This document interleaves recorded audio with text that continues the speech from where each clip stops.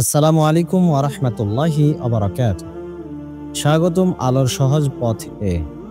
আজ আমরা জানব এমন তিনটি কাজ, খাওয়া, হাঁটা আর ঘুমানো, যেভাবে রাসূলুল্লাহ সাল্লাল্লাহু আলাইহি সাল্লাম করতেন।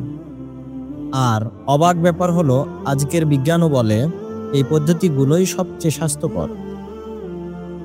অনেকেই ভাবে ইসলাম কেবল নামাজ, রোজা, হজ, কিন্তু আসলে ইসলাম আমাদের ঘুমানো, খাওয়া, হাঁটার মতো সাধারণ কাজগুলোও শিখিয়ে দেয়। এবং সেই নিয়মগুলো এতটাই পরিপূর্ণ যে আধুনিক বিজ্ঞানও এখন তা প্রমাণ করছে। তাহলে চলুন আমরা এই তিনটি বিষয় জানি, ধাপে ধাপে বুঝি সাধারণ যুক্তিতে, আর দেখি কিভাবে আমরাও এগুলো অনুশীলন করতে পারি। ১. রাসূলুল্লাহ সাল্লাল্লাহু আলাইহি সাল্লামের খাওয়ার নিয়ম। ৩ আঙ্গুলে খাওয়া। রাসূলুল্লাহ সাল্লাল্লাহু আলাইহি সাল্লাম 3 আঙ্গুলে খেতেন এবং খাওয়ার পর আঙ্গুল চেটে ফেলতেন। সহিহ মুসলিম 5297। সাধারণ যুক্তি: এক হাত 3 আঙ্গুল মানে ছোট কামড়, ফলে আপনি ধীরে ধীরে খাবেন। এতে শরীর বুঝে নাই কতটুকু খাচ্ছেন, অতিরিক্ত খাওয়া হয় না। বিজ্ঞান: আজকের পুষ্টিবিদরা বলেন মস্তিষ্ক খাওয়ার 20 মিনিট পরে তৃপ্তি অনুভব করে। ধীরে খেলে ওজন নিয়ন্ত্রণে থাকে, হজমও সহজ হয়।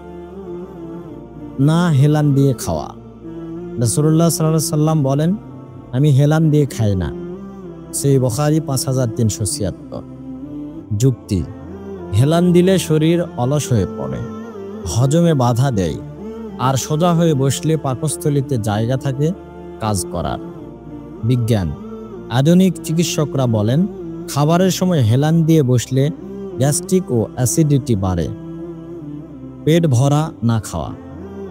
রাসূলুল্লাহ সাল্লাল্লাহু আলাইহি ওয়াসাল্লাম বলেন, তোমাদের পেটের 1/3 খাবারের জন্য, 1/3 পানির জন্য এবং 1/3 ফাঁকা রাখো। তিরমিজি 2380।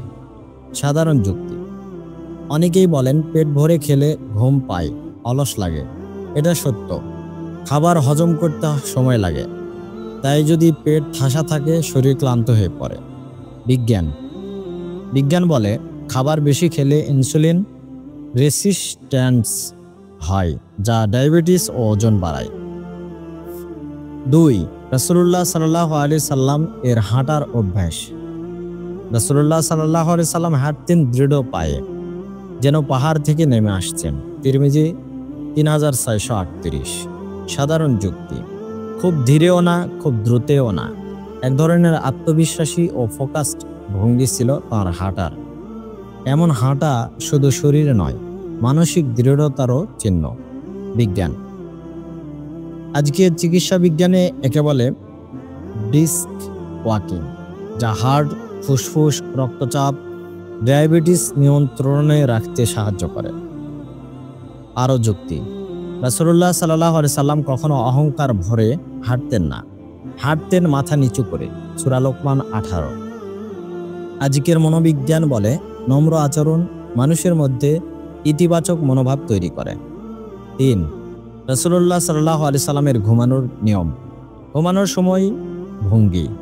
রাসূলুল্লাহ সাল্লাল্লাহু আলাইহি সাল্লাম ডান কাত হয়ে ঘুমাতেন, ডান হাত গালের নিচে রাখতেন। সহিহ বুখারী 6311। সাধারণ যুক্তি: ডান কাত মানে হৃৎপিণ্ড উপরে থাকে, চাপ পড়ে না, পেটের গ্যাস উপরে আসে না, ঘুম হয় গভীর।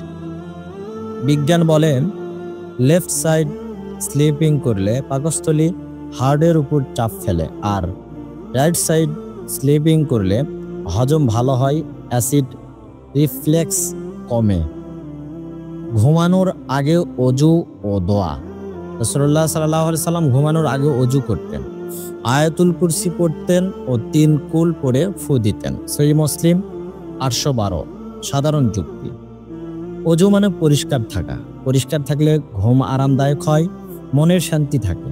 দোয়া পড়লে ভয় দূর হয়, বিশেষ করে শিশুরা অনেক সময় দুঃস্বপ্ন দেখে না। গবেষণায় দেখা গেছে ঘুমানোর আগে গোসল বা অজু করলে শরীরের তাপমাত্রা কমে যায়, মস্তিষ্ক শান্ত হয় এবং ঘুম আসে দ্রুত।